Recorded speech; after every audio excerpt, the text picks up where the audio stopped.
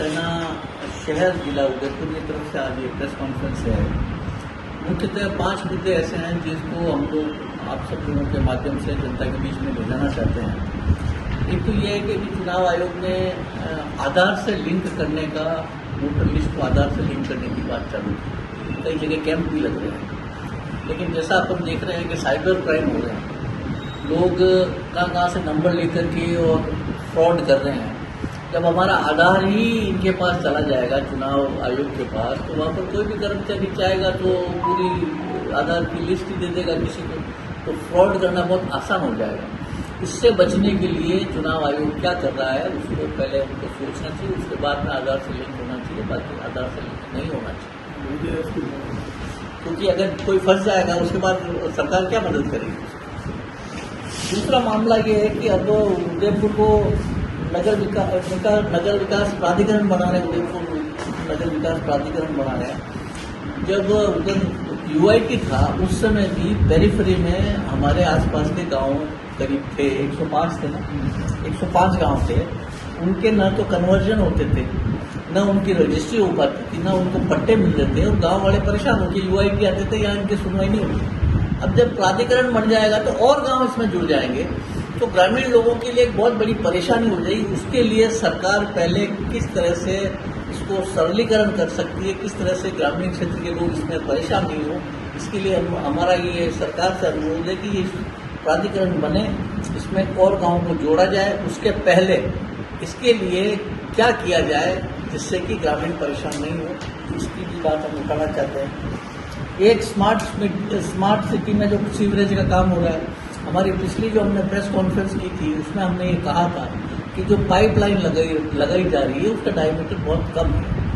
जैसे जहाँ पर कितनी 100 टॉयलेट्स पे 6 इंच का पाइप होना चाहिए, उसकी जगह छोटा हो रहा है। उसी हिसाब से, उसी मापदंड के हिसाब से बढ़ना चाहिए था, लेकिन उस समय ध्यान नहीं दिया गया। और आप खुद देख रहे हो कि सिटी में कई जगह पाइप फूट गए हैं और कई जगह फव्वारे चल गए हैं, कई दुकानों तक पानी चला गया है, ये अपशिष्ट।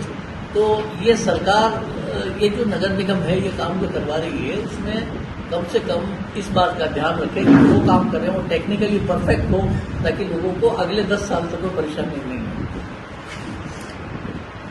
दूसरा, यूआईटी ने नगर निगम को जो 272 करोड़ ट्रांसफर किए थे, उसके बारे में हम लोग एसीबी के डीजी सोनी साहब से मिले थे, और उन्होंने ये कहा था कि हम इसकी निश्चित जांच करवा करके और इस मामले में कार्रवाई करेंगे। लेकिन एसीबी को सरकार ने नहीं दिया। हम लोगों ने खूब अनुरोध किया था, गहलोत साहब जब आए थे यहाँ पर तो एसओजी को देकर गए, लेकिन आज तक आपने भी कहीं देखा होगा कि कहीं पत्रिका में या किसी भी अखबार में या किसी भी आपके मीडिया चैनल पे ये नहीं आया कि एसओजी की कोई टीम आई या जांच कर रही, या मतलब इसको ठंडे बस्ते में डाल दिया। इसका मतलब ये है कि दोनों पार्टियों के नेता मिले हुए हैं, एक दूसरे के पूरक हैं, इस मामले को ठंडा कर देना चाहते हैं।